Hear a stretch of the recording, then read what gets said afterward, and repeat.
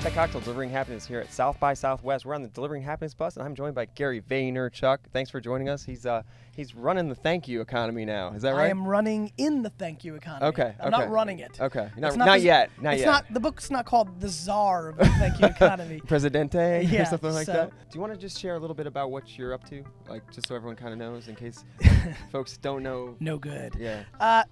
You know, I'm up to, I'm writing books. I'm running a company called Vaynermedia with my brother AJ, who I love with all my heart. We do the social media strategy and community management for a lot of brands, doing a lot of angel investing, which has been a lot of I fun. saw your wings back here. Yeah, Looking little good. flying, like, that's not super wings, just a regular angel investor.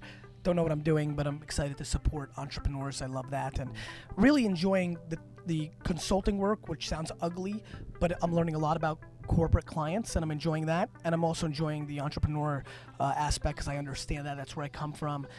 Just wrote a book that came out this week called The Thank You Economy. Yeah, it talks about a lot of things, but most of all, what happens when you really do care. Not, you know, Zappos being on this bus is a lot of fun because really a great case study for that. But what happens next? You know, it would be really sad if what Tony and Zappos were able to execute would be the end point.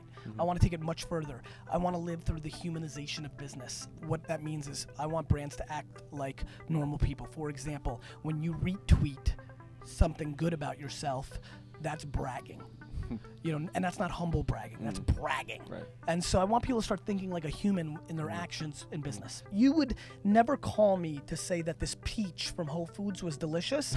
It is conceivable that you would tweet something like I may call that. You about breakfast though, or But something. do you know what I mean? Frank? Yeah, you're right, I think yeah. people are sharing things. We have more context. It's like a small town rule. Gary, very passionate. What inspires you? Drives you every day? Gratitude. You know, I've thought about this a lot, right? I'm a passionate dude. I'm out there. I'm asked this question.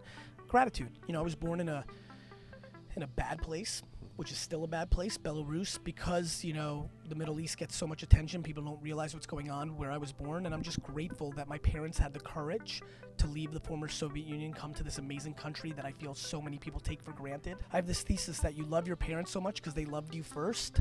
That's kind of how I want to roll. And that's how I want the businesses to roll that I am involved with, whether they're mine or I consult for them. I want them to care about their end user first, not second. Well, yeah, because it's reflective. I mean, whatever you put out, it kind of comes back. People have this entitlement thing. Like, what are you going to do for me? And then I'll give you something. Yeah. Like, I hate that. Right. And being an immigrant, you're not entitled. I didn't expect anything. We had to claw and scrap for everything. Yeah. And that's how I roll now. And even as I've become a bigger presence in this space, and now I walk down the streets 4 years later and everybody knows me in pictures and cool, and you inspired me and I'm buying your book and da-da-da, I'm still so grateful. I still roll here like I'm a nobody.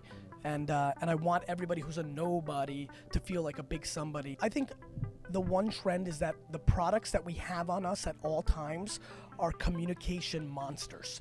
We can film, photo, record, communicate all in our hand. I think there's still a lot of innovation coming in retail.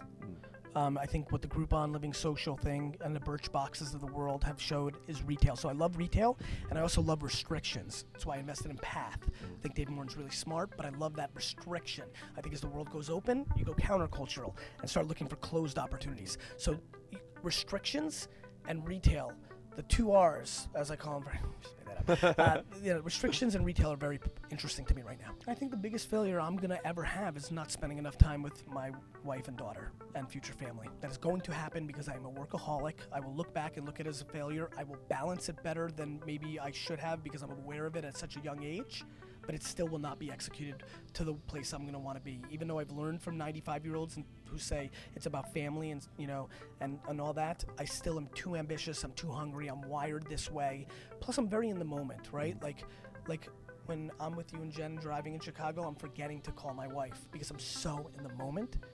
And that is my biggest strength and my biggest weakness.